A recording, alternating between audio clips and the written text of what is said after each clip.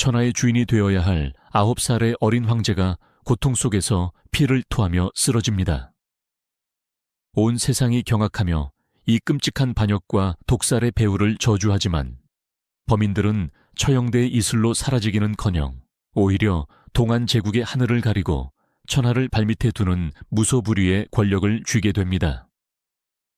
이토록 잔혹하고도 모순적인 역사의 중심에는 황제를 시해한 당대 최고의 악녀 손수와 그 누구도 건드릴 수 없었던 절대 권력 양씨 가문이 존재합니다.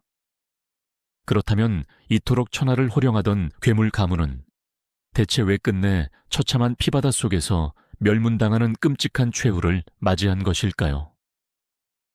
희대의 악녀 손수가 역사 전면에 등장할 수 있었던 것 역시 그녀의 남편이자 당대 최고의 실권자였던 대장군 양기가 이미 조정의 절대 권력을 장악하고 있었기 때문입니다. 일개 신하가 천자의 목숨까지 좌지우지할 만큼 거대한 힘을 쥔 배경에는 양씨 가문이라는 견고한 뿌리가 있었습니다. 양씨 가문은 후한 황실과 끈끈하게 얽힌 외척이었습니다. 양기의 누이들은 연이어 황후의 자리에 올랐고 황제들이 어린 나이에 요절하는 권력의 공백기 속에서 양씨 가문은 국정을 장악했습니다. 기록에 따르면 양기는 외모부터 압도적이었습니다. 솔개의 어깨에 승냥이의 눈을 가졌으며 폭력적이고 오만했습니다.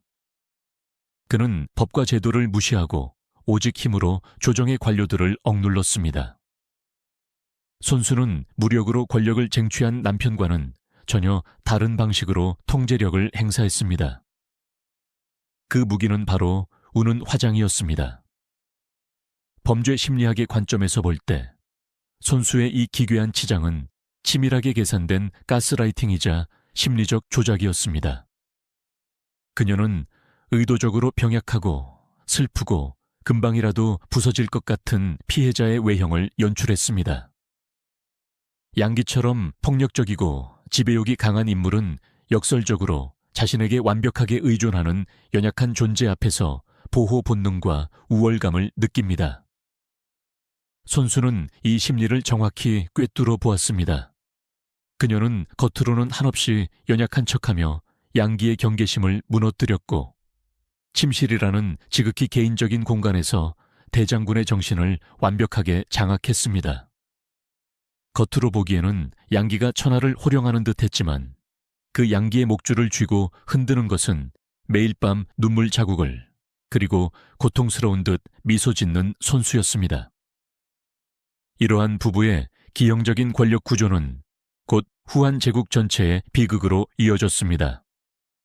낙양의 귀족 여성들이 앞다투어 손수의 기괴한 화장법을 따라한 것은 단순히 유행에 민감해서가 아니었습니다.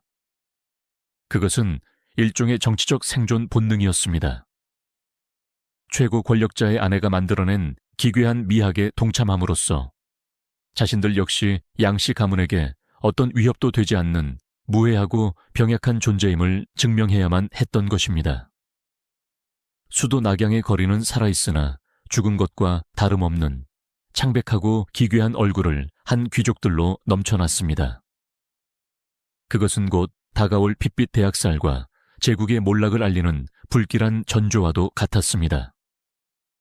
이 시기 후한의 법률과 제도는 양기 부부의 발밑에서 철저하게 조롱당하고 있었습니다.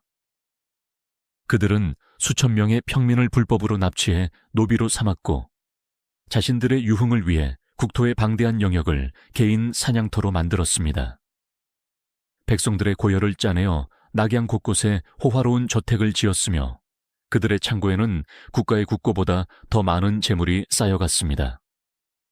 하지만 경제적인 착취보다 더 끔찍한 것은 사법 시스템의 무력화였습니다. 손수가 남편을 완벽하게 통제하고 있다는 사실은 그녀에게 무소불위의 권력을 쥐어주었습니다. 그녀는 자신의 심기를 거스르는 자라면 그 누구라도 짓밟을 수 있다는 것을 깨달았습니다. 그리고 그 폭력의 칼날은 곧 법의 테두리를 넘어 가장 잔혹한 방식으로 세상의 모습을 드러내기 시작합니다. 국가의 사법기관이 범죄를 목격하고도 침묵하기 시작할 때 사회는 어떻게 무너져 내리는가? 손수의 기괴한 화장 뒤에 숨겨진 잔혹한 본성이 본격적으로 폭발하기 직전 후안의 조정은 팽팽한 긴장감 속에 숨을 죽이고 있었습니다. 절대 권력의 그림자 속에서 도덕과 법의 경계는 이미 희미해지고 있었습니다. 그리고 이 부부는 곧 자신들이 어떤 짓을 저질러도 아무런 처벌을 받지 않을 것이라는 치명적인 오만에 빠지게 됩니다. 그것은 곧 그들을 돌이킬 수 없는 파멸의 길, 제국의 역사상 가장 끔찍한 레드라인으로 이끌고 있었습니다. 대장군 양기는 조정에서는 황제를 능멸하고 백관을 호령하는 무소불위의 권력자였지만 저택으로 돌아오면 아내 손수의 치밀한 가스라이팅 아래 숨막히는 통제를 받아야만 했습니다. 폭력적인 포식자가 자신의 아내 앞에서는 한없이 작아지는 이 기형적인 억압 속에서 양기는 자신만의 도피처를 찾고자 했습니다. 그리고 그 도피처의 이름은 우통기라는 아름다운 여인이었습니다. 우통기는 본래 양씨 가문과 얽힌 비극적인 운명을 지닌 여인이었습니다. 그녀는 한때 궁중에 머물렀으나 쫓겨난 전적이 있었고 빼어난 미모를 지니고 있었습니다. 양기는 아내 손수의 눈을 피해 낙양성 밖에 은밀히 별장을 짓고 통기를 숨겨두었습니다. 천하를 호령하는 대장군이 자신의 아내를 두려워해 첩을 몰래 숨겨두고 밀회를 즐겼다는 사실은 손수가 양기에게 심어놓은 공포심이 얼마나 뼈저린 것이었는지를 단적으로 보여줍니다. 하지만 제국의 정고망조차 소나기에 쥐고 있던 손수에게 남편의 어설픈 외도가 영원히 비밀로 유지될 리 없었습니다. 남편의 비밀 별장과 우통기의 존재를 알게 된 순간 손수가 보여준 반응은 일반적인 질투나 배신감과는 결이 달랐습니다. 그것은 자신의 통제권에 금이 갔다는 사실에 대한 차갑고도 지독한 분노였으며 자신의 권력을 세상에 증명할 완벽한 본보기를 찾은 포식자의 환희에 가까웠습니다. 보통의 권력자 아내라면 남편에게 따져 묻거나 조용히 첩을 쫓아냈을지도 모릅니다. 하지만 손수는 달랐습니다. 그녀는 이 사건을 철저하게 정치적 테러로 승화시켰습니다. 어느 날 손수는 자신의 신복과 사병들을 대거 이끌고 우통기가 숨어있는 별장을 급습합니다. 군사작전을 방불케 하는 이 기습에서 손수는 우통기를 포박하고 상상하기조차 끔찍한 잔혹한 형벌을 내립니다. 손수는 단순히 우통기를 구타한 것이 아니었습니다. 그녀는 우통기의 머리카락을 모조리 밀어버리고 그 아름답던 얼굴을 칼로 무참히 난도질했습니다. 머리카락은 당시 여성의 생명이자 존엄이었고 얼굴은 그녀의 정체성이었습니다. 손수는 우통기의 육체를 파괴한 것이 아니라 한 인간의 존엄과 존재 자체를 지워버린 것입니다. 이것은 남편을 향한 경고이자 내 심기를 거스르는 자는 그 누구도 인간의 모습으로 살아갈 수 없다는 낙양 전체를 향한 피비린내 나는 선언이었습니다. 더욱 놀랍고도 끔찍한 사실은 이 사건 직후에 벌어집니다. 대장군 양기는 자신의 연인이 처참하게 난도질을 당했다는 소식을 듣고도 분노하여 손수를 벌하기는커녕 극심한 공포에 사로잡혔습니다. 양기는 오히려 손수에게 용서를 구하기 위해 손수의 어머니, 즉 자신의 장모를 찾아가 엎드려 절하며 애원했습니다. 천하의 대장군이 아내의 살기 어린 분노 앞에서 벌벌 떨며 무릎을 꿇은 것입니다. 이 우통기 회면 사건은 단순히 치정극으로 치부될 일이 아닙니다. 이것은 후한 제국의 사법 시스템이 완전히 사망했음을 알리는 조종이었습니다. 백주대낮에서도 낙양에서 무장한 사병을 이끌고 사람의 얼굴을 난도질하는 중범죄가 벌어졌음에도 당대의 경찰과 사법부를 관장하는 정의를 비롯한 그 어떤 관료도 이 사건을 입에 올리지 못했습니다. 법이 가장 높은 곳에 있는 자들의 폭력을 눈감아주기 시작할 때 그 사회의 둑은 무너지기 시작합니다. 손수는 이 사건을 통해 후한의 법 위에 자신이 군림하고 있음을 확인했습니다. 법적 협박의 완성. 이제 양기 부부에게 거칠 것은 아무것도 없었습니다. 도덕적 가책도 법적인 처벌도 그들을 올가맬 수 없다는 완벽한 확신은 그들의 탐욕을 국가 경제 전체로 뻗어나가게 만들었습니다.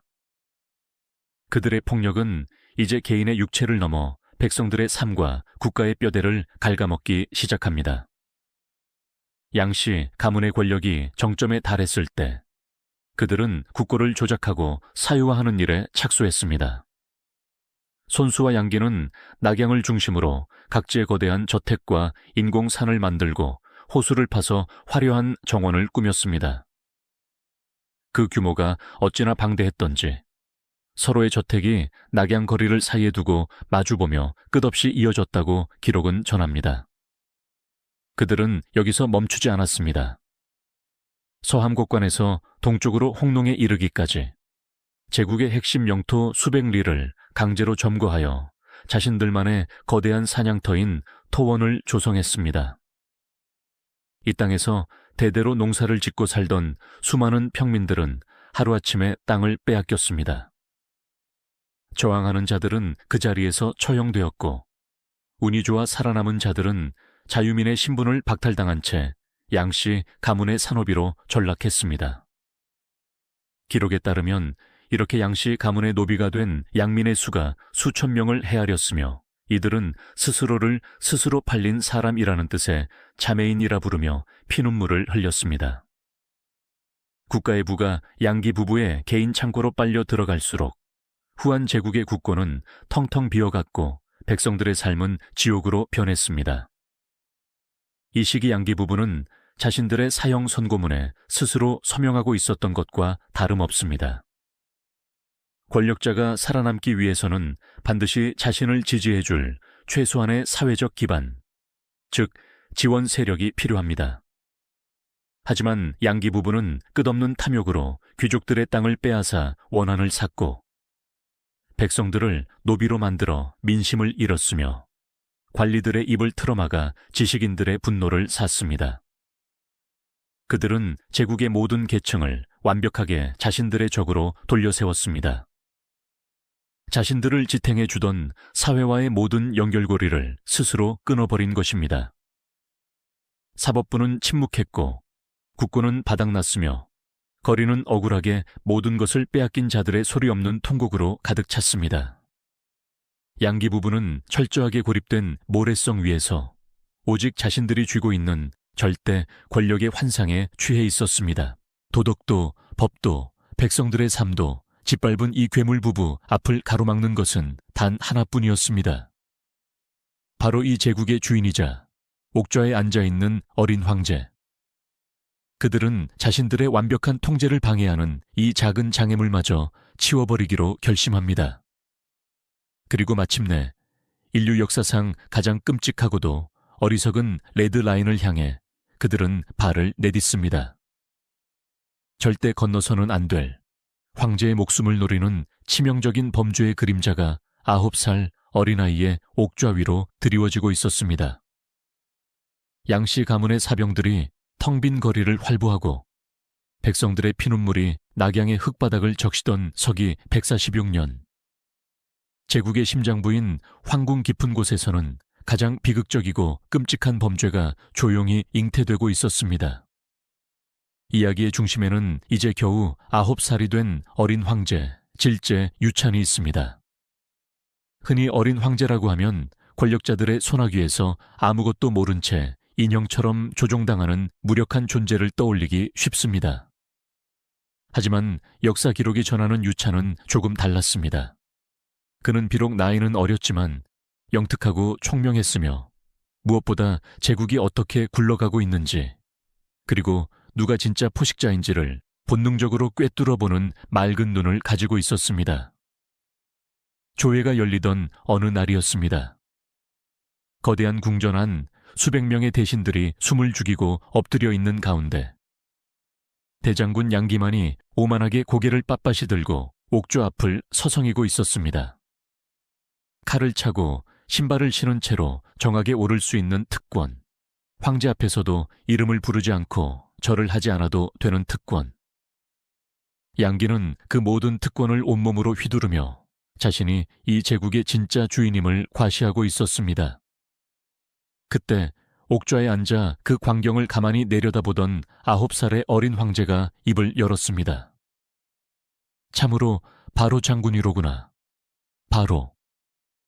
제멋대로 날뛰며 위아래를 무시한다는 뜻의 이 단어는 9살 아이의 입에서 나왔다고는 믿기 힘들 정도로 정확하게 양기의 본질을 찌르는 비수였습니다.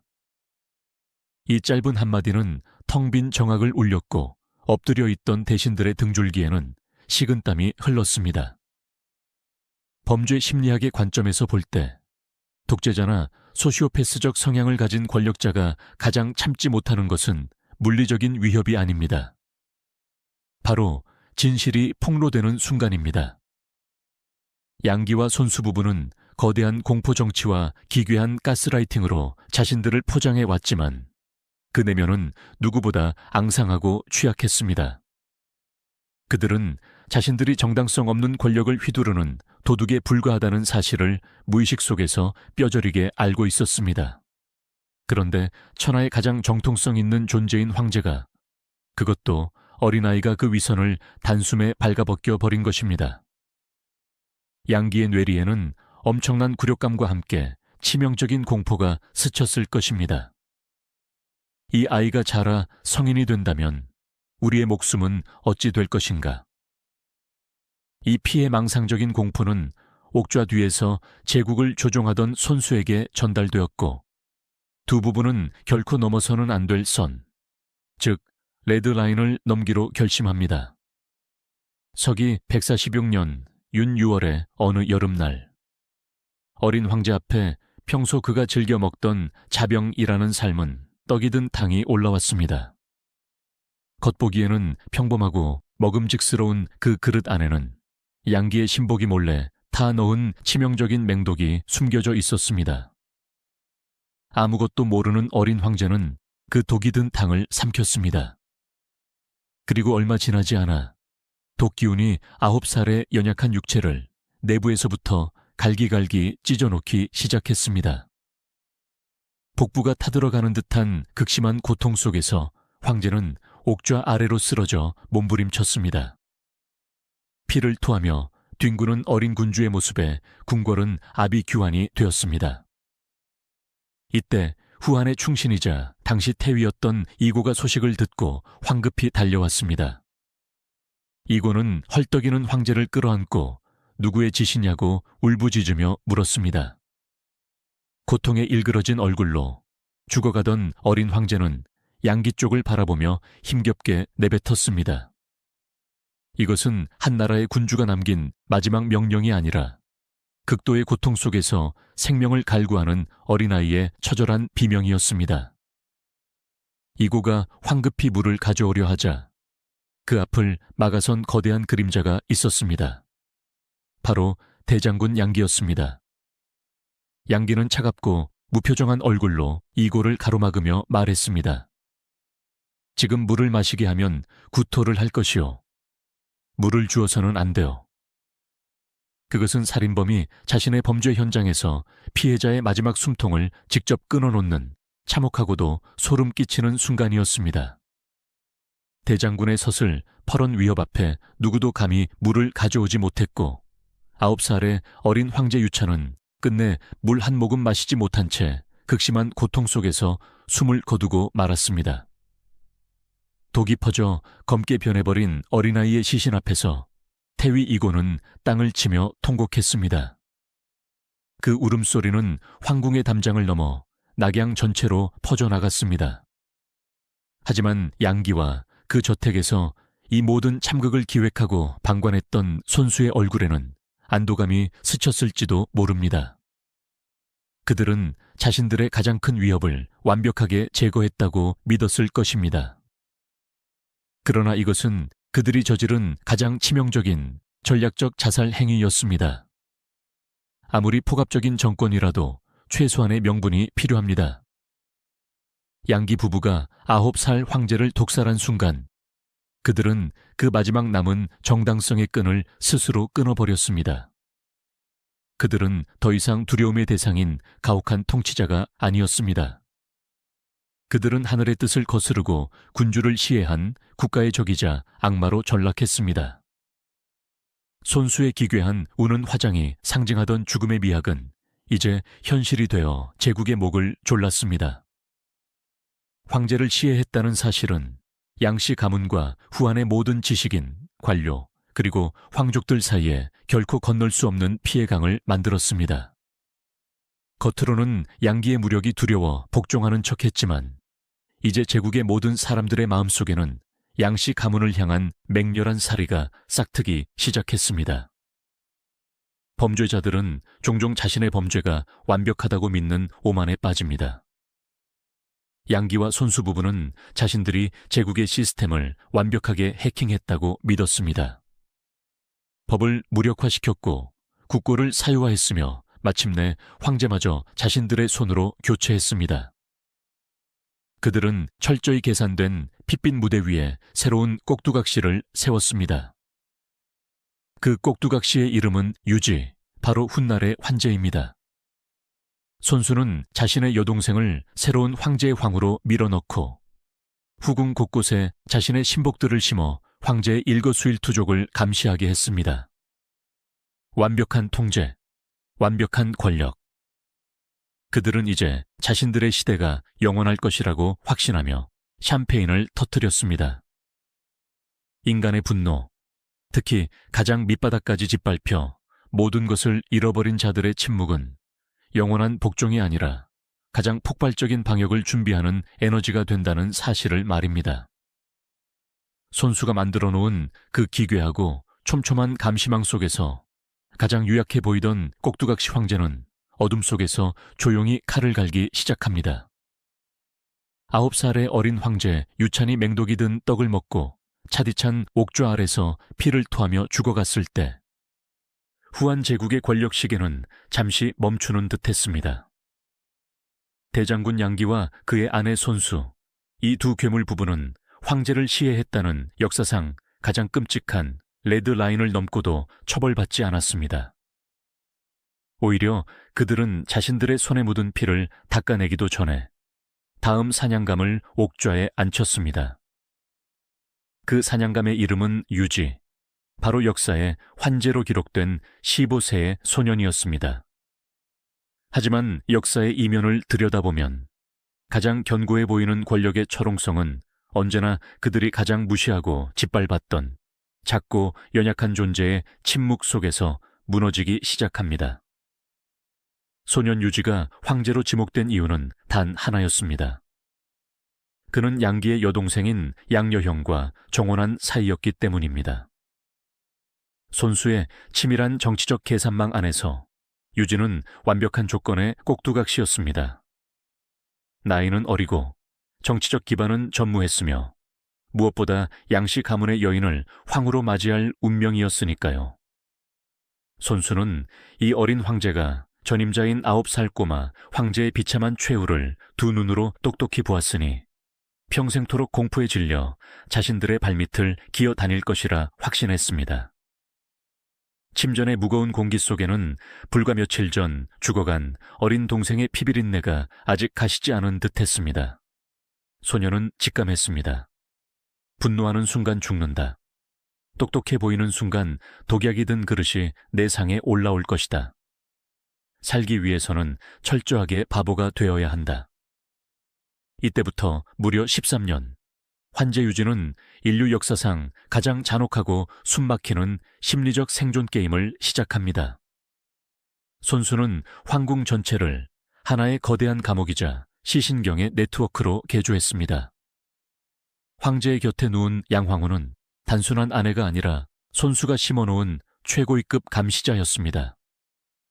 황제가 누구와 눈을 마주치는지, 어떤 음식을 맛있게 먹는지, 심지어 잠꼬대로 누구의 이름을 부르는지까지 황제의 모든 일거수일투족은 다음날 아침이면 낙양 성내에 있는 손수의 저택으로 고스란히 보고되었습니다. 궁녀들, 환관들, 호위 무사들조차 모두 양씨 가문의 은혜를 입고 그들의 눈치만 살피는 자들이었습니다. 그는 자신을 완벽하게 지워버렸습니다. 조정의 충신들이 양기의 칼날에 목이 잘려 나갈 때도 그는 그저 무표정하게 옥새를 찍었습니다. 백성들이 굶주려 거리를 떠돌고 제국 곳곳에서 반란이 일어난다는 보고가 올라와도 그는 오직 음악과 주색에 빠진 암군의 영의만을 충실히 해냈습니다. 손수와 양기는 그런 황제를 보며 코웃음을 쳤고 경계심을 완전히 허물었습니다. 역시 우리 가문의 계로구나. 그들은 그렇게 믿었습니다. 이 시기 권력의 정점에 선 손수와 양기의 사치와 오만은 필설로 다하기 어려울 정도의 관계로 치달았습니다. 그들은 황제의 권위를 철저히 조롱했습니다. 낙양에 지어진 그들의 저택은 황궁의 규모를 뛰어넘었고 전국에서 긁어모은 징휘한 보물들로 넘쳐났습니다. 손수가 유행시킨 그 섬뜩하고 기괴한 우는 화장은 이제 후한 제국 전체를 지배하는 공식적인 미의 기준이 되었습니다. 창백하게 찌푸린 얼굴로 거리를 활보하는 귀족들의 모습은 속부터 철저하게 썩어 문드러지고 있는 후한의 병든 영혼을 그대로 보여주는 듯했습니다. 그러나 그들이 샴페인을 터뜨리며 영원한 권력을 찬미하고 있을 때 그들은 인간 내면의 시면을 간과했습니다. 13년, 매일 독살의 공포에 시달리며 자신이 먹는 밥 한 숟가락, 마시는 물 한 모금조차 온전히 믿을 수 없는 짐승 같은 삶. 사랑하는 여인 하나 마음대로 곁에 둘 수 없고 숨죽여 울 수조차 없는 그 극도의 억압은 소년의 영혼을 파괴한 것이 아니라 그 파괴된 잔해 속에서 가장 차갑고 예리한 복수의 칼날을 벼려내고 있었습니다. 침묵이 길어질수록 그 내면에 쌓이는 분노의 밀도는 핵폭탄처럼 압축되어 갔습니다. 운명의 수레바퀴는 서기 159년 예기치 않은 곳에서 삐걱거리기 시작합니다. 손수의 눈과 귀 역할을 하며 황제를 감시하던 양황후가 병으로 갑작스럽게 세상을 떠난 것입니다. 양씨 가문의 황후가 죽었다는 것은 철옹성 같던 감시망에 아주 작은 균열이 생겼음을 의미했습니다. 다급해진 양기와 손수는 권력의 공백을 메우기 위해 황제가 총애하던 등맹녀라는 후궁을 자신들의 양녀로 삼아 새로운 황후로 세우려는 무리수를 둡니다. 자신들의 피가 한 방울도 섞이지 않은 여인마저 억지로 가문의 울타리 안에 가두어 꼭두각시로 만들려 한 것입니다. 하지만 등맹녀의 어머니가 이를 강하게 거부했고 극도로 오만해진 양기는 즉각 자객을 보내 등맹녀의 어머니를 암살하려 시도합니다. 이 암살 사건은 실패로 돌아갔고 자객은 황궁 안으로 쫓겨 들어오게 됩니다. 바로 이 순간이었습니다. 13년 동안 죽은 듯 엎드려 있던 환제의 눈동자에 서늘한 불꽃이 튀어 올랐습니다. 궁궐 안까지 자객이 함부로 들어와 자신이 총애하는 여인의 가족을 죽이려 했다는 사실은 양씨 부부의 칼날이 언제든 다시 자신의 목을 칠 수 있다는 명백한 신호였습니다. 지금이다. 지금 저 괴물들을 죽이지 않으면 내가 제2의 유찬이 될 것이다. 생존을 위한 짐승의 본능이 황제의 이성을 흔들어 깨웠습니다. 하지만 막상 방역을 결심한 황제는 끔찍한 현실에 직면합니다. 누구와 손을 잡을 것인가?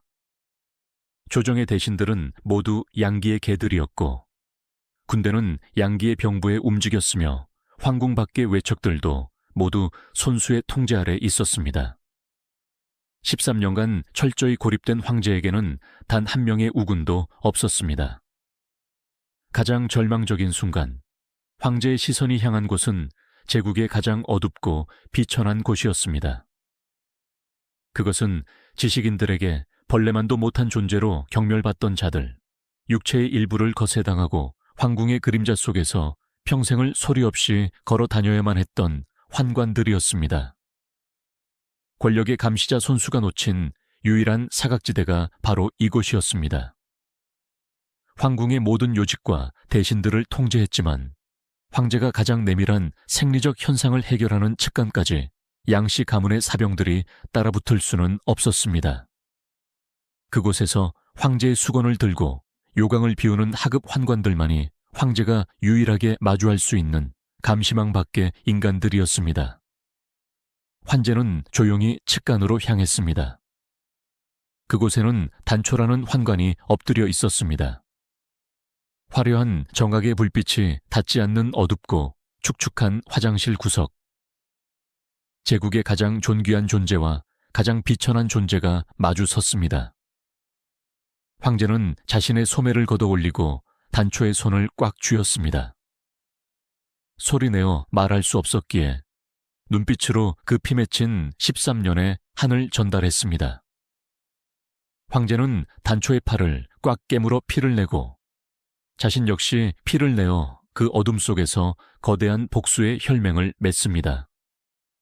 단초를 비롯해 좌관, 구원, 서황, 당형 등 5명의 환관이 이 비밀 결사에 가담했습니다. 이들은 양씨 가문의 폭정에 짓눌려 숨죽여 지내던 자들이었으며 황제의 부름에 자신들의 비천한 목숨을 기꺼이 던지기로 결의했습니다. 누구도 상상하지 못했던 동맹, 제국을 호령하던 거대한 대장군과 그를 조종하던 천재적인 악녀 손수의 운명은 황궁 가장 깊은 곳 화장실에서 맺어진 이 초라하고 절망적인 피의 맹세로 인해 끝을 향해 내달리기 시작합니다. 폭풍 전야. 낙양의 밤은 평소와 다름없이 고요했고 손수의 거대한 저택에서는 여전히 향기로운 술 냄새와 노랫소리가 끊이지 않았습니다. 손수는 자신의 기괴한 우는 화장을 매만지며 완벽한 세상을 통제하고 있다는 착각 속에 잠들려 하고 있었습니다. 그녀는 몰랐습니다. 자신이 그토록 억압하고 조롱했던 꼭두각시 황제가 13년의 침묵을 깨고 그녀의 심장을 찌를 날카로운 비수를 이미 높이 치켜들었다는 사실을 말입니다.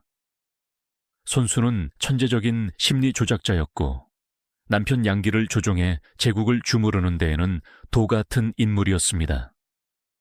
하지만 그녀에게는 범죄학에서 말하는 전형적인 포식자의 맹점이 존재했습니다. 손수는 자신과 동등하거나 그 이상의 권력을 가진 자들만을 위협으로 간주했습니다.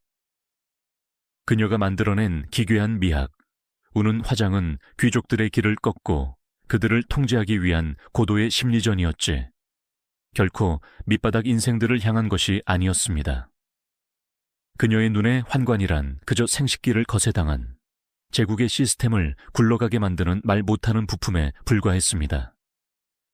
이 지독한 오만과 계급적 편견이 손수의 시신경 네트워크에 거대한 구멍을 뚫어놓았습니다. 손수가 황궁의 모든 고위 관료와 후궁들을 매수하여 황제의 눈과 귀를 가렸다고 맹신하는 동안 그녀가 쓰레기처럼 취급했던 5명의 환관, 단초, 좌관, 구원, 서황, 당형, 은황제의 가장 날카로운 비수가 되어 어둠 속에서 움직이기 시작했습니다. 서기 159년 8월의 늦여름. 낙양의 공기는 폭풍 전야처럼 무겁고 끈적였습니다. 황궁 안의 기류가 심상치 않음을 가장 먼저 직감한 것은 대장군 양기였습니다. 평생을 피비린내 나는 권력투쟁 속에서 살아온 야수 특유의 직감이었을까요? 양기는 자신의 신복인 중황문 장군을 황제의 처소로 보내 내부를 은밀히 수색하도록 지시했습니다. 그날 밤 장군이 칼을 차고 황제의 침전으로 다가오던 그 짧은 찰나의 순간 황제 유지는 직감했습니다. 지금이다. 오늘 밤을 넘기면 내일 아침 내 밥상에는 13년 전 질제가 먹었던 그 독이 든떡이 올라올 것이다. 생사가 갈리는 절체절명의 순간 환제는 마침내 13년간 뒤집어 쓰고 있던 바보의 가면을 찢어버립니다. 그는 단초를 비롯한 5명의 환관을 급히 불렀습니다. 황제의 눈동자는 더 이상 공포에 질린 소년의 것이 아니었습니다. 모든 것을 잃어버린 자만이 가질 수 있는 서늘하고 텅 빈, 그래서 더욱 치명적인 살기로 빛나고 있었습니다. 황제는 즉각 어보를 꺼내어 친히 조서를 작성했습니다. 그리고 상소령 윤훈을 은밀히 불러들였습니다. 윤훈 역시 겉으로는 양씨 가문의 고개를 숙이고 있었지만 속으로는 양기의 폭정에 이를 갈고 있던 수많은 관료 중 한 명이었습니다. 황제의 조서를 받아든 윤훈의 손은 가늘게 떨렸습니다. 그것은 두려움이 아니라 13년 만에 깨어난 제국의 심장 박동을 느낀 자의 벅찬 환희였습니다. 지금 즉시 황궁의 모든 문을 걸어 잠가라. 단 한 마리의 새도 황궁 밖으로 날아가지 못하게 하라. 황제의 명령이 떨어지는 순간 황궁을 지키던 근위대장들과 병사들이 일사불란하게 움직이기 시작했습니다. 양기는 후한 제국의 모든 군대를 통수하는 대장군이었습니다. 원칙대로라면 황궁을 수비하는 병사들 역시 양기의 명령에 따라야 마땅했습니다. 하지만 황제가 양기를 역적으로 규정하고 토벌령을 내렸을 때 그 거대한 병력 중 단 한 명도 양기에게 이 사실을 밀고하거나 황제에게 반기를 들지 않았습니다. 이것은 양기 부부가 쉼없이 저질러온 국고 조작과 사회적 단절의 참혹한 대가였습니다. 그들은 권력을 유지하기 위해 제국의 부를 독점했습니다. 수만 명의 양민을 노비로 전락시키고 군인들에게 돌아가야 할 국고를 털어 자신들의 호화로운 정원과 저택을 짓는 데 탕진했습니다. 병사들은 굶주렸고 그들의 가족은 양씨 가문의 노비가 되어 채찍을 맞고 있었습니다. 권력자는 공포로 사람을 지배할 수 있다고 믿지만 그 공포가 사람들의 생존권 자체를 위협하는 임계점을 넘어서는 순간 대중의 마음속에는 오직 복수라는 단 하나의 감정만이 남게 됩니다. 양기 부부는 9살 황제를 독살하며 도덕과 법의 레드라인을 넘었고 백성들의 피눈물을 쥐어짜며 경제적 마지노선마저 파괴했습니다. 그들은 스스로를 제국 전체의 공공의 적으로 만들어버린 것입니다. 황제의 토벌령은 잠들어 있던 제국의 분노에 불을 붙이는 작은 성냥개비에 불과했습니다. 황궁의 육중한 문들이 쾅 소리를 내며 닫히기 시작했습니다. 양기의 신복 장훈은 황제의 침전 근처에서 환관들에게 체포되어 그 자리에서 목이 달아났습니다. 황제 유진은 직접 칼을 차고 정각의 계단 위로 걸어 나왔습니다. 13년 만에 처음으로 황제로서 제국의 군대 앞에 선 그의 등 뒤로 횃불들이 붉은 물결을 이루며 타오르고 있었습니다. 환제는 환관 구원에게 황제의 부절을 내어주며 황궁 밖의 군대를 움직일 것을 명했습니다. 이어서 사해교의 장표가 수천 명의 완전 무장한 금군을 이끌고 황궁 밖으로 진군하기 시작했습니다. 낙양 성내에서 황궁보다 더 거대하고 화려하게 빛나고 있는 그곳 양기와 손수의 대저택이었습니다. 수천 명의 군사들이 낙양의 어두운 거리를 행군했습니다. 말발굽에는 천을 감고 병사들은 입에 재갈을 물어 소리를 죽였습니다. 오직 서늘한 갑옷 스치는 소리만이 밤 공기를 갈랐습니다. 백성들은 문틈으로 그 광경을 숨죽여 지켜보았습니다. 수십 년간 낙양을 지배했던 기괴하고 병적인 죽음의 미학이 이제 진짜 피비린내 나는 현실의 죽음이 되어 그 창시자들을 향해 나아가고 있었습니다. 같은 시각 양기와 손수의 저택 안은 밖의 상황을 전혀 모른 채 여전히 고요했습니다. 대장군 양기는 서재에 홀로 앉아 알 수 없는 불안감에 휩싸여 있었고 안채에서는 손수가 거울을 보며 습관처럼 자신의 얼굴에 우는 화장을 덧칠하고 있었을지도 모릅니다. 눈썹을 찌푸리고 눈가에 붉은 분을 칠하며 세상에서 가장 가엾고 연약한 피해자인 척 가장하던 그녀. 그녀는 거울 속 자신의 얼굴에서 진정한 공포를 본 적이 없었습니다. 그녀가 흘린 눈물은 언제나 남을 통제하기 위한 가짜 눈물이었으니까요. 하지만 거울 속 그녀의 등 뒤로 저택의 거대한 대문 밖에서 수천 명의 금군이 겹겹이 포위망을 좁혀오고 있었습니다. 횃불 수천 개가 일제히 불을 밝히며 저택의 화려한 담장을 붉게 물들였습니다. 대장군 양기는 영모의 죄를 지었다. 황제의 명을 받들어 이 저택을 전면 봉쇄한다. 한 놈도 살려보내지 마라. 거울 앞에 앉아있던 손수의 손에서 붉은 연지가 툭 하고 바닥으로 떨어졌습니다. 13년간 철저하게 짓밟아 놓았다고 믿었던 꼭두각시 황제, 그녀가 벌레처럼 여겼던 환관들, 그리고 그녀가 짐승처럼 착취했던 병사들, 완벽하게 차단했다고 믿었던 그 사회의 모든 구성원들이 거대한 복수의 파도가 되어 그녀의 침실 문 앞까지 밀어닥친 것입니다. 가짜 눈물을 그리며 영원한 권력을 꿈꾸었던 악녀의 기괴한 화장 위로 이제 역사상 가장 처참하고 진짜 피눈물이 흐를 시간이 다가왔습니다. 무소불위의 권력을 휘두르던 양기 부부에게 살아서 빠져나갈 길은 단 한치도 남아있지 않았습니다. 서기 159년 8월의 밤, 낙양에서 가장 거대하고 오만했던 대장군 양기와 손수의 저택을 둘러싼 것은 수천 명의 금군이었습니다. 사해교의 장표의 호령과 함께 제국의 권력을 상징하던 육중한 청동대문이 둔탁한 파열음을 내며 박살났습니다. 13년 동안 억눌렸던 환제 유지의 분노, 아니 양씨 가문에게 피와 땀을 착취당했던 제국 전체의 억눌린 분노가 그 문을 뚫고 쏟아져 들어왔습니다. 불과 몇 시간 전만 해도 이 저택 안은 세상의 모든 부귀영화를 모아놓은 낙원이었습니다. 양기는 천하를 발밑에 두었다고 믿었고 손수는 거울 앞에서 자신의 기괴한 우는 화장을 매만지며 완벽한 통제력을 즐기고 있었습니다.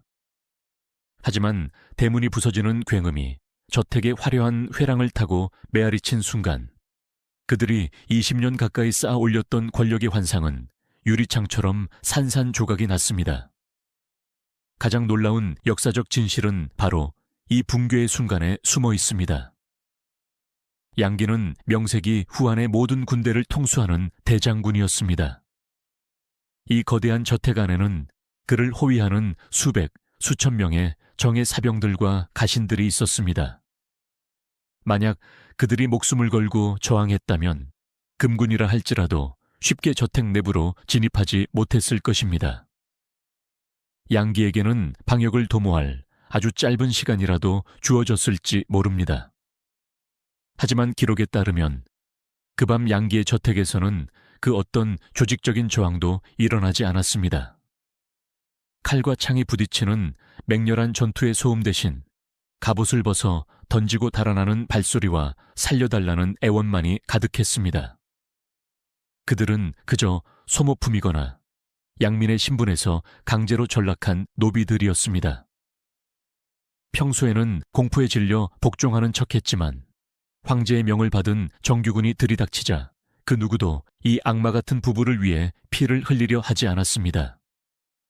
오히려 그들은 금군에게 길을 열어주며 폭군의 몰락을 환영했습니다. 폭압적인 권력이 만들어낸 절대적인 고립 속에서 양기 부부는 자신들이 쌓아 올린 금은보화 한가운데서 완벽하게 혼자가 되었습니다. 저택의 깊은 안채, 수천 개의 횃불이 뿜어내는 붉은 빛이 창호지를 넘어 침실 안으로 어지럽게 쏟아져 들어왔습니다. 밖에서 들려오는 군화 발소리는 점점 더 그들의 방문 앞을 향해 조여오고 있었습니다. 권력자의 죽음은 종종 비장하게 묘사되지만 범죄학의 시선으로 바라본 이들의 최후는 한없이 초라하고 비참했습니다. 대장군 양기는 평생 무자비한 폭력을 휘둘렀지만 정작 자신의 목숨이 위태로워지자 사시나무 떨듯 공포에 질렸습니다. 다른 사람의 약점을 쥐고 흔들며 가짜 눈물을 연기하던 천재적인 소시오패스조차 진짜 죽음 앞에서는 아무런 연기도 할 수 없었습니다.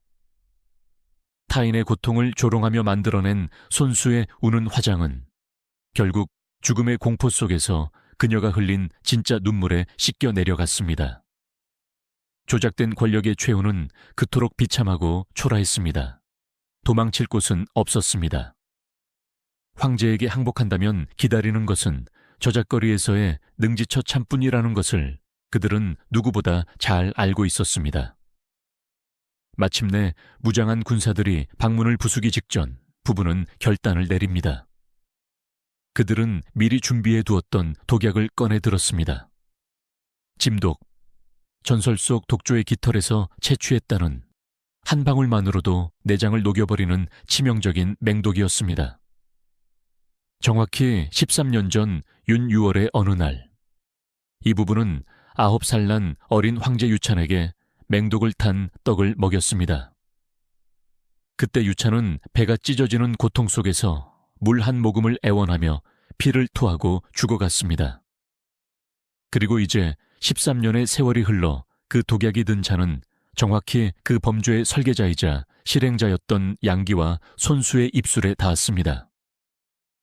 독을 마신 양기와 손수는 바닥을 뒹굴며 처절하게 몸부림쳤습니다. 그들이 13년 전 옥좌 아래서 목격했던 그 끔찍한 고통이 이제 자신들의 육체를 내부에서부터 갈기갈기 찢어놓기 시작했습니다. 목구멍이 타들어가고 장기가 녹아내리는 극심한 고통. 평생을 남의 위에 군림하며 타인의 고통을 즐겼던 이 오만한 괴물 부부는 차가운 저택 바닥에 짐승처럼 엎드려 피를 토하며 숨을 거두었습니다. 화려한 비단옷은 더러운 피와 토사물로 얼룩졌고 낙양을 공포로 몰아넣었던 손수의 기괴한 얼굴은 고통으로 심하게 일그러져 진짜 시체가 되었습니다. 마침내 안채의 문이 부서지고 장표가 이끄는 군사들이 들이닥쳤을 때 그들을 맞이한 것은 이미 싸늘하게 식어가고 있는 두 구의 시신이었습니다. 대장군 양기와 악녀 손수, 후한 제국의 숨통을 조였던 거대한 암세포가 마침내 도려내어지는 순간이었습니다. 양기와 손수의 시신이 황궁으로 뻗은 차가운 거리에 끌려 나왔을 때 황궁 깊은 곳에 있던 환제 유진은 폭발하는 분노를 멈추지 않았습니다. 13년입니다.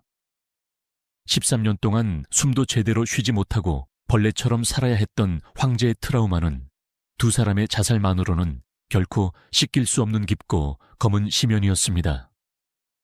황제의 명령은 단호하고도 잔혹했습니다. 그날 밤이 지나고 날이 밝았을 때 수도 낙양은 말 그대로 피의 바다로 변해버렸습니다. 금군들은 낙양 성내는 물론이고 제국 전역에 흩어져 있던 양씨와 손씨 가문의 사람들을 사냥하기 시작했습니다. 손수의 친척들, 양기의 형제들, 조카들, 심지어 강보에 쌓인 갓난아기부터 지팡이를 짚은 노인까지 가리지 않았습니다. 양기 부부가 생전의 막강한 권력을 휘두를 때 그들에게 빌부터 아첨하며 권세를 누렸던 수백 명의 일족들이 줄줄이 포박되어 저작거리로 끌려 나왔습니다. 불과 며칠 전까지만 해도 손수의 우는 화장을 따라하며 낙양의 거리를 오만하게 걷던 귀족 여성들은 이제 산발을 한 채 목숨을 구걸하며 진짜 눈물을 흘리고 있었습니다. 망나니의 칼이 허공을 갈랐고 수백 개의 머리가 광장 바닥에 나뒹굴었습니다. 피비린내가 낙양의 성벽을 넘어 진동했습니다. 이 멸문지화의 과정에서 목이 달아난 사람만 수백 명에 달했고 양기 부부에게 뇌물을 바치거나 그들의 권력에 기생했던 수십 명의 고위 관료들 역시 파면되거나 옥에 갇혀 죽음을 맞이했습니다. 권력의 정점에서 조정의 절반 이상을 차지했던 거대한 파벌이 단 며칠 만에 문자 그대로 지도상에서 삭제되어 버린 것입니다. 양씨 가문의 사형수들이 흘린 붉은 피가 저작거리의 흙을 검게 적셔갈 때 백성들은 숨죽여 그 광경을 지켜보았습니다. 누군가는 환호했고 누군가는 권력의 무상함에 몸을 떨었습니다. 그러나 이 거대한 살육의 끝에서 제국의 관료들이 양기와 손수의 저택 지하 창고의 문을 열었을 때 그들은 피비린내보다 더 지독하고 경악스러운 현실과 마주하게 됩니다. 황제의 명령으로 시작된 양씨 가문의 재산 몰수 작전. 그들이 압수한 재산의 장부를 넘기던 관리들은 자신의 눈을 의심할 수밖에 없었습니다. 죽은 괴물 부부가 남겨놓은 그 천문학적인 재산의 실체는 이제 방금 피비린내 나는 폭풍이 지나간 후한 제국에 또 다른 엄청난 정치적, 경제적 파장을 불러일으키려 하고 있었습니다. 황제의 명에 따라 양씨 가문과 손씨 가문의 모든 재산을 몰수하기 위한 대대적인 수색이 시작되었습니다. 관료들은 횃불을 들고 끝없이 이어지는 그들의 비밀 금고로 들어갔습니다. 그곳에는 산더미처럼 쌓인 황금과 은, 수천 필의 최고급 비단, 서역에서 들여온 희귀한 보석들, 그리고 제국의 백성들이 수십 년을 먹고 살 수 있을 만큼의 엄청난 곡식이 썩어가고 있었습니다. 며칠 밤낮을 세워가며 압수한 재산을 계산한 황실 회계관들은 떨리는 손으로 환제 유지에게 최종 장부를 올렸습니다. 그 장부에 적힌 숫자는 후한의 200년 역사를 통틀어 가장 기형적이고 절망적인 통계였습니다. 몰수된 양씨 가문의 총재산 가치 무려 30억 전. 당시 후한 제국이 1년 동안 거둬들이는 국가 총예산의 절반을 훌쩍 뛰어넘는 그야말로 천문학적인 액수였습니다. 한 국가의 국고보다 한 부부의 침실 아래 숨겨진 사금고가 더 거대했던 것입니다. 황제는 그 막대한 재산을 황실의 창고로 옮기지 않았습니다. 대신 역사의 길이 남을 파격적인 조칙을 내립니다. 백성들은 환호했습니다. 거리에 나와 눈물을 흘리며 황제의 성은에 감사했습니다. 하지만 범죄학적 관점과 정치 경제학의 시선에서 볼 때 이 50%의 세금 감면은 결코 아름다운 미담이 아닙니다. 이것은 양기와 손수라는 두 마리의 기생충이 제국의 척수에 빨대를 꽂고 얼마나 지독하게 백성들의 피와 땀을 착취했는지를 증명하는 가장 명백하고도 소름 끼치는 범죄 수익 영수증이었습니다. 그 30억 전의 재산은 하늘에서 떨어진 것이 아니었습니다.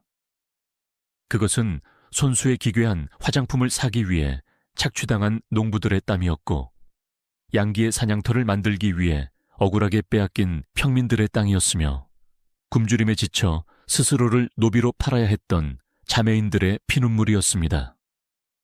사회의 지원망을 완벽하게 단절시키고 오직 자신들의 배만 불렸던 이 가혹한 국고 조작의 대가는 결국 그들을 지켜줄 단 한 명의 우군도 남기지 않은 채 가장 철저한 멸문지화로 돌아왔습니다. 손수가 창안했던 수미제장. 눈썹을 고통스럽게 찌푸리고 눈게 붉은 눈물 자국을 그리며 허리가 부러진 듯 비틀거리던 그 병적인 모습. 손수는 그 거짓된 연약함으로 남편을 가스라이팅하고 권력을 쟁취했습니다. 그녀는 타인의 고통을 철저히 조롱하며 가짜 눈물로 제국을 기만했습니다. 역사의 아이러니는 얼마나 잔혹하고도 정교한가요? 그녀가 죽고 난 뒤 저작거리로 끌려 나온 수백 명의 양씨 일족과 손씨 일족들은 처형의 공포 앞에서 진짜로 허리가 꺾인 채 비틀거렸습니다. 짐독을 마시고 내장이 타들어가는 고통 속에서 손수의 얼굴에는 인위적으로 그린 붉은 분가루 대신 진짜 피눈물이 흘러내렸습니다. 그녀가 가짜로 만들어냈던 죽음의 미학은 결국 자신의 온 가문을 향한 진짜 피바다와 학살이라는 끔찍한 현실로 실현되었습니다. 심리적 조작으로 쌓아 올린 권력은 결국 그 조작의 형태 그대로 파멸을 맞이한 것입니다. 역사는 동화가 아닙니다. 빛과 그림자는 언제나 함께 춤을 추며 인간의 모순된 욕망은 또 다른 비극의 씨앗을 잉태합니다. 13년의 끔찍한 억압을 견뎌내고 양기를 몰아낸 황제 유지는 진정한 제국의 주인이 되었습니다. 하지만 그가 황권을 되찾을 수 있었던 것은 군대나 충신들의 힘이 아니라 어두운 화장실에서 자신과 피의 맹세를 맺었던 단초 등 5명의 하급 환관들 덕분이었습니다. 권력의 진공 상태. 양씨 가문이 사라진 그 거대한 권력의 빈자리를 차지한 것은 바로 이 환관들이었습니다. 환제는 혁명의 공을 세운 5명의 환관을 같은 날 모두 여루에 봉했습니다. 역사에서는 이들을 오후라 부릅니다. 제국을 갉아먹던 외척이라는 거대한 괴물이 쓰러진 자리에 이제는 환관이라는 새롭고 부패한 괴물이 자라나기 시작한 것입니다.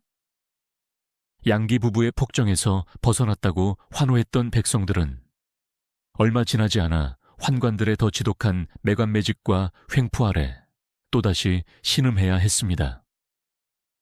가장 정의로운 분노로 시작된 권력의 교체가 결국은 또 다른 타락으로 이어지는 이 참담한 굴레. 이것이 바로 우리가 직면해야 할 권력의 모순이자 인간 경험의 연약한 슬픔입니다.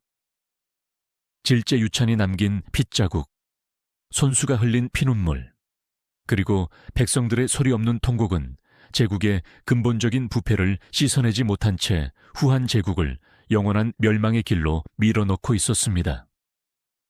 손수와 양기의 범죄 파일은 단순히 수천 년 전 중국 땅에서 벌어진 궁중 암투극이 아닙니다. 이것은 권력이 법과 도덕의 레드라인을 넘었을 때 어떤 참혹한 결과를 초래하는지 보여주는 시대를 초월한 가장 완벽한 해부학 보고서입니다. 9살 황제를 독살하고 국가의 사법 시스템을 개인의 복수극에 동원하며 백성의 고열을 빨아 국고를 사유화했던 그들. 그들은 권력이 모든 것을 덮을 수 있다고 믿었지만 권력은 오직 사회적 합의와 도덕적 정당성이라는 기반 위에서만 존재할 수 있습니다. 그 기반을 스스로 파괴한 순간 아무리 거대한 군대와 30억 전의 금화가 있어도 그들을 지켜주지 못했습니다. 절대 권력은 절대적으로 부패하며 그 끝은 언제나 스스로의 목을 조르는 가장 잔혹한 자살로 끝난다는 사실.